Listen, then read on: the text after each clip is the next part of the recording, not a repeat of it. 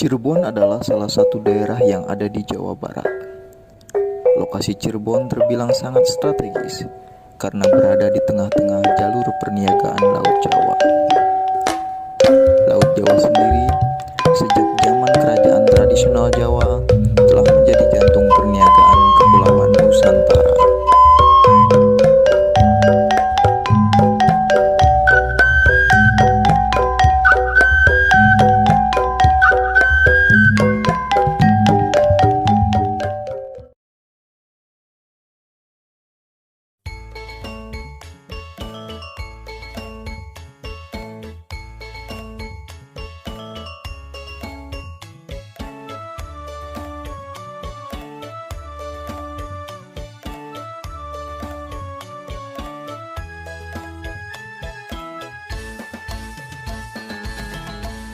Kota Cirebon.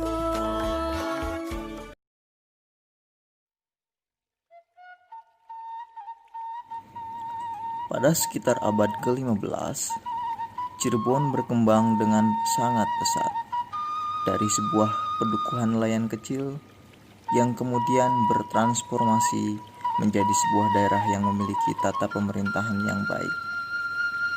Tokoh di balik perintisan Cirebon itu adalah sosok yang bernama Pangeran Walangsungsang, yang juga dikenal sebagai Pangeran Cakrabuana atau Mbah Kubu Cirebon.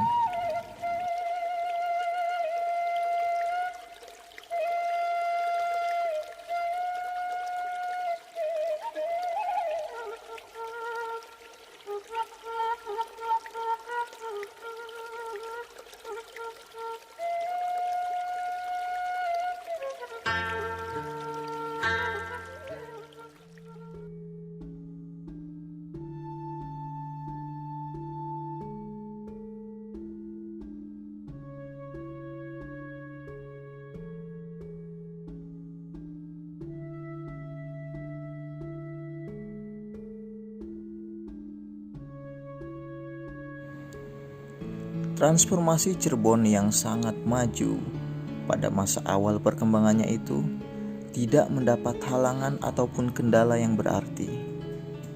Selain karena dalam aspek internal Pangeran Cakrabuana mampu memimpin Cirebon dengan baik, dalam aspek eksternal nama sang pangeran dikenal pula sebagai salah seorang keturunan raja terbesar kerajaan Sunda, yaitu Prabu Dewatraprana Sri Baduga Maharaja atau yang dikenal sebagai Prabu Siliwangi.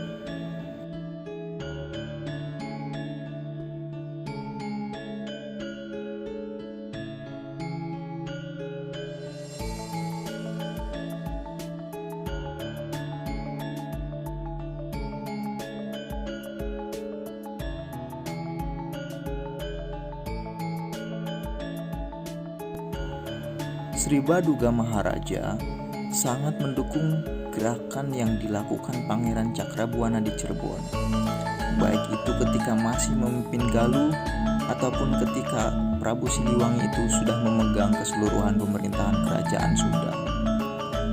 Menurut Sunarjo, Sri Baduga Maharaja bahkan memberi gelar Sri Mangana untuk Pangeran Cakrabuana ketika Cirebon semakin maju dan diproyeksikan menggantikan kerajaan kecil Singapura yang merupakan bawahan kerajaan Galuh di pelabuhan Cirebon.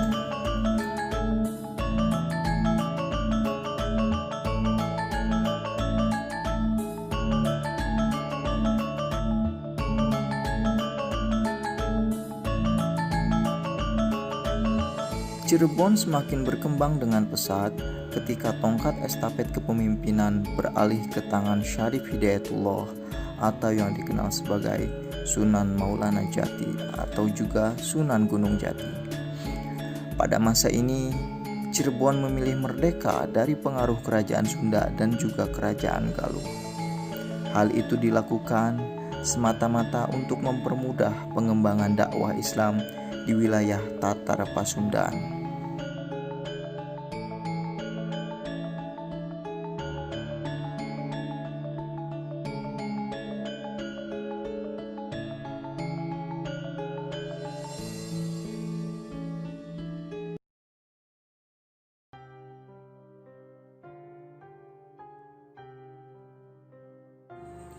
Secara kewilayahan, penyebaran Islam di Cirebon dan sekitarnya tidak terjadi dalam satu waktu saja.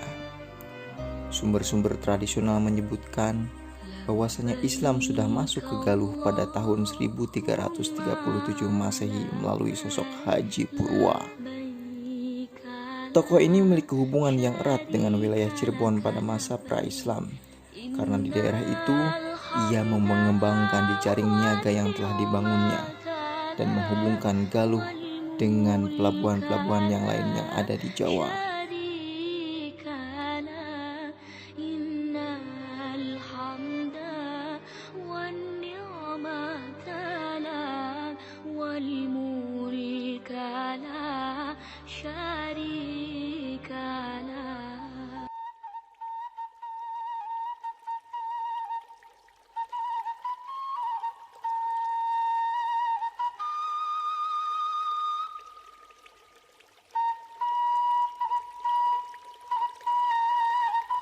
Sementara itu di tahun 1415 Masehi, konon Dampu Awang atau yang juga dikenal sebagai Mahuan yang merupakan anggota ekspedisi Laksamana Cheng Ho pernah ada dan hadir di wilayah Junti Nyoat Indramayu. Setahun setelahnya, yaitu pada tahun 1416 Masehi, Syekh Kuro tiba di Muara Jati dan berdakwah di sana. Walaupun berbalut mitos, hal ini memperlihatkan bahwasanya Islam sudah masuk ke sekitar Cirebon sejak abad ke-14 dan juga abad ke-15 Masehi.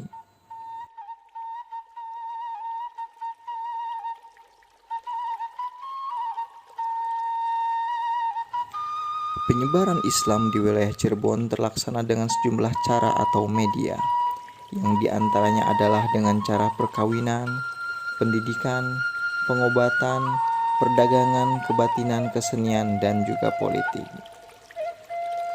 Politik yang dalam hal ini adalah aspek-aspek kekuasaan, menjadi media yang paling penting bagi perkembangan agama Islam di Cirebon dan sekitarnya. Karena perkembangan Islam menjadi semakin pesat ketika Islam mampu meneguhkan kekuasaan yang ada di wilayah Cirebon.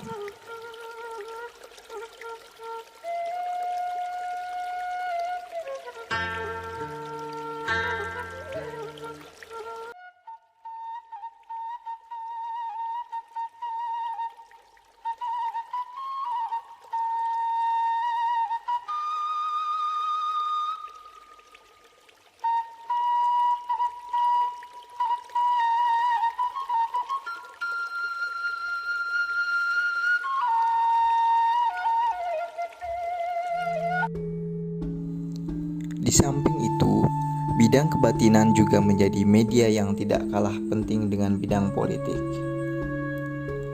Melalui aspek itu, ajaran Islam dapat lebih diterima karena mampu menyatu dengan alam pikiran masyarakat Cirebon dan Jawa, yang memang pada saat itu dikenal sangat dekat dengan bidang mistisisme atau tasawuf, yang mungkin kita juga bisa lihat bahwasanya masih kental hingga saat ini.